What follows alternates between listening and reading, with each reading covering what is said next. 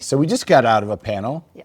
And I want to get a couple things out of you. I want to talk about corporate communications a little bit, but let's start with your recent campaign you did for the 100-year anniversary of ATC. Tell us a little bit about that, what the goal was, and how it came out.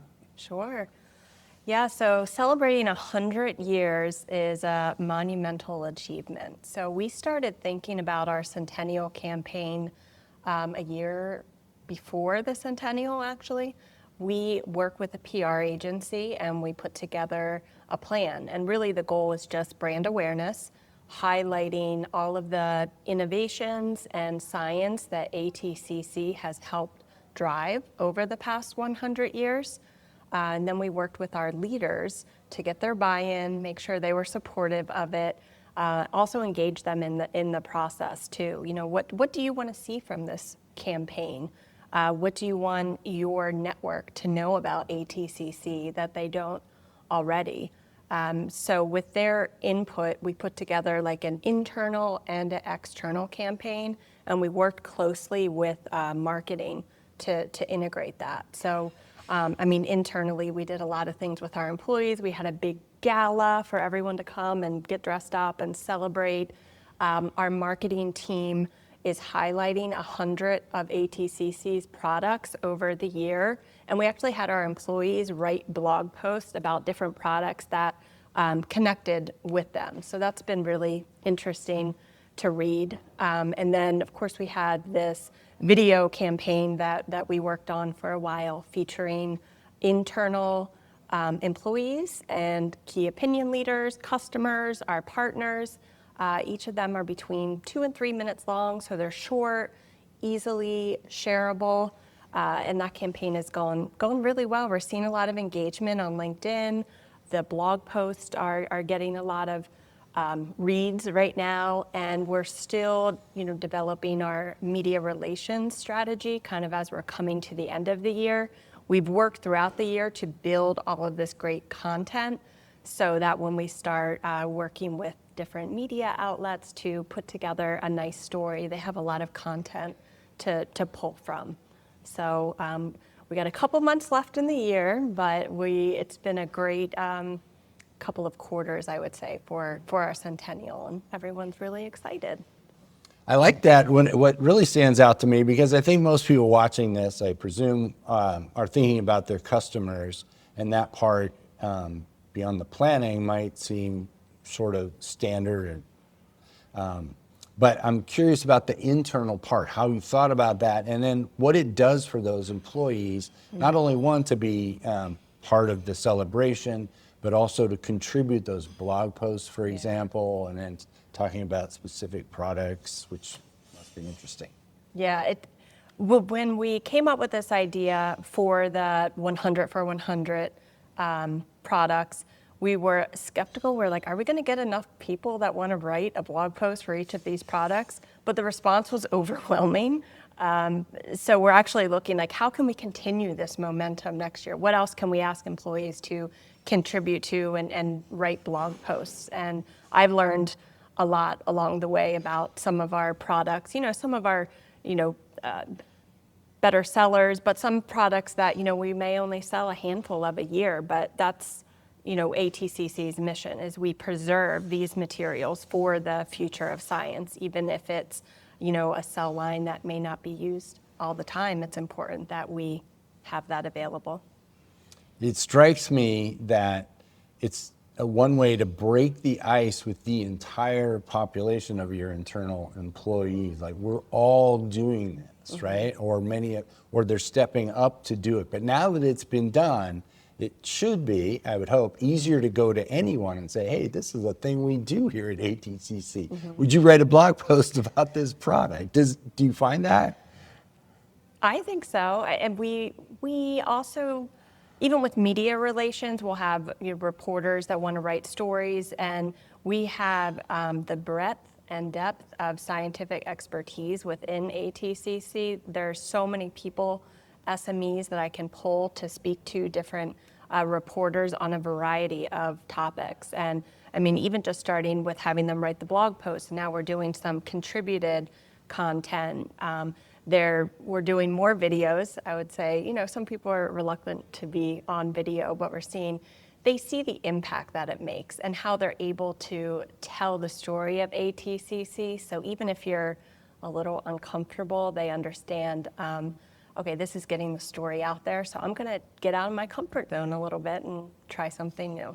So talking about the media part of that, like, tell me your approach to getting the media to cover not only the 100-year anniversary, but any other specific story within ATCC. How do you get their attention? Sure. So we do, again, we work with a PR agency and we look at editorial calendars and see which topics would resonate with our expertise. And we have built up a nice little, I call it like a trail of breadcrumbs. So you see all these different articles that we've had featuring ATCC scientists. And so when we do reach out for editorial opportunities, they've seen the content and expertise that our staff can provide, and they're more likely just to say, yes, we want your, piece, your opinion on this story. Nice. So I don't know a lot about corporate communications, so let's assume that people watching don't either. Explain sort of the role of corporate communications, and then how does that integrate with marketing programs? How can they help each other? Absolutely. I would say within different companies, corporate communications may have different areas that they work in. My role is I'm responsible for maintaining the reputation of ATCC, as well as the brand, and also working with our PR agency for earned media opportunities. And I work closely with the marketing team, who of course handles all of our marketing activities and any paid advertising that we would do. But the goal is just to ensure that consistent messaging internally and externally. I also handle all of our internal communications, and as I shared on the panel, we found that some of the internal content we've developed has really resonated externally as well. So I would say, corporate communications has that 10,000-foot view of the company, and I try to bring all of the departments together on a unified, consistent message so that we're not like working in silos. So it's been an interesting role. My background is I've done marketing, internal communications. So I think it brings together my different skills into this like corporate communications role. So let me throw out a thesis that I proposed at the SAMPS meeting in December about corporate culture, since it sounds like you're sort of making stuff happen in that way.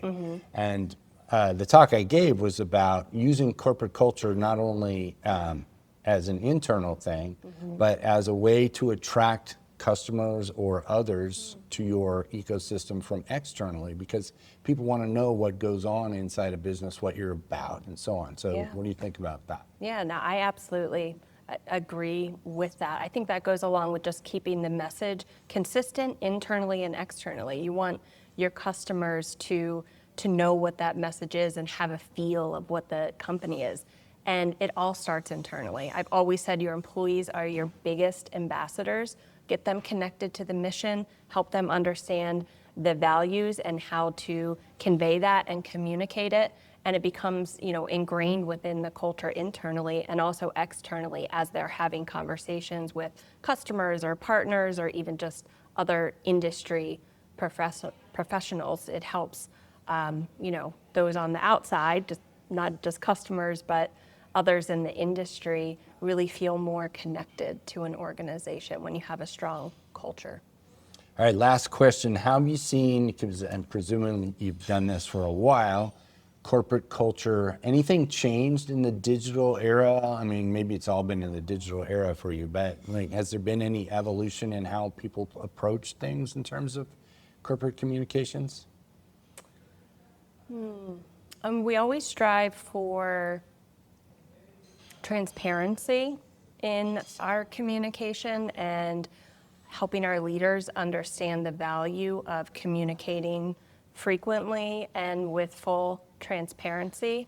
And I think that they see a change in employees and a greater commitment to the organization and to leadership when they're able to effectively communicate where the company is going, and they're able to be transparent in that. Sometimes you have to deliver bad news, but if you explain the why behind it, here's why we made that decision, people understand it better and they can handle that, bad news, so to speak. Is there anything different in terms of media? Because I can imagine, back when I was starting my career, maybe all of that would have come out in text in an article or something, and now it's so easy to get the person saying whatever it is, the message they need to deliver.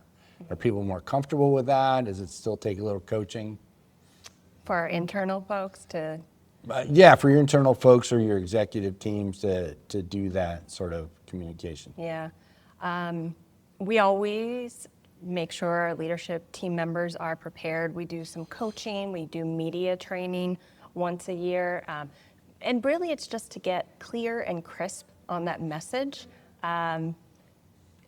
It's difficult to get everyone aligned on the same message and be able to convey it in the same way. I would say that our executives and our scientists are eager to share the story, so they are willing to participate in media interviews, whether it's a video or a written piece. But we do make sure they're prepared, and I think it helps them in the long run having a prep session to get your nervousness out. Then when they're actually meeting with the reporter, it goes really smooth. And then we give them feedback after the interview too, like here's what you did really well, here are some things you may want to think about improving for next time. Very nice. Samantha Paro, thanks so much. Thank you, Chris.